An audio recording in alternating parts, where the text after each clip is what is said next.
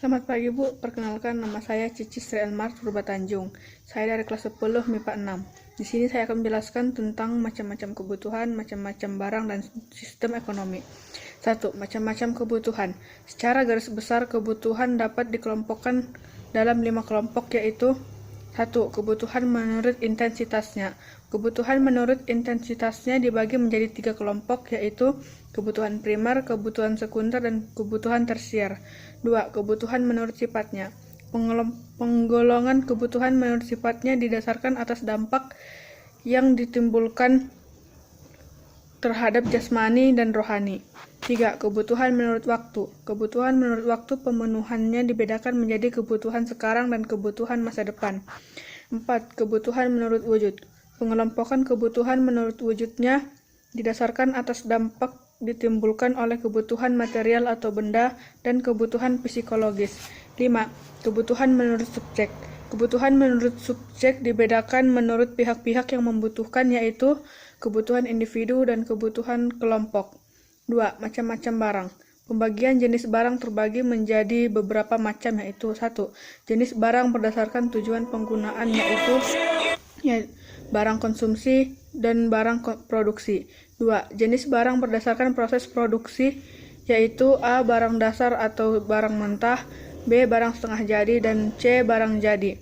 3. Jenis barang berdasarkan hubungan dengan barang lain, yaitu A. Barang substitusi adalah barang yang dimana kemudian memiliki fungsi untuk menjadi barang pengganti untuk barang lainnya.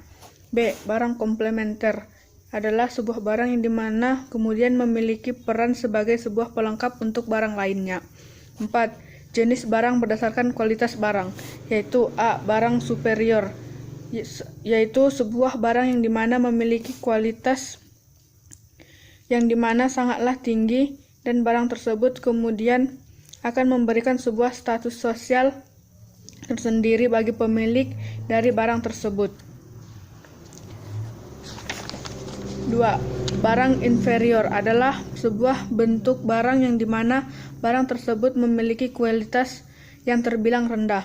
3. Barang pertengahan adalah sebuah barang yang dimana barang tersebut memiliki kualitas yang terbilang sedang. 3. Sistem ekonomi. Sistem ekonomi adalah susunan unsur-unsur ekonomi yang saling berhubungan dan bekerja untuk memecahkan masalah ekonomi serta mencapai tujuan tertentu. Terdapat 5 sistem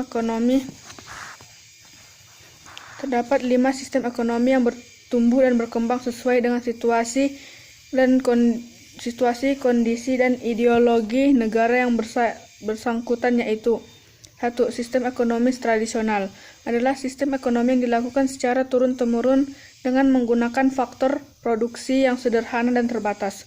2. Sistem ekonomi terpusat disebut juga sistem ekonomi komando, yaitu sistem ekonomi ketika sektor perekonomian diserahkan sepenuhnya kepada pemerintah.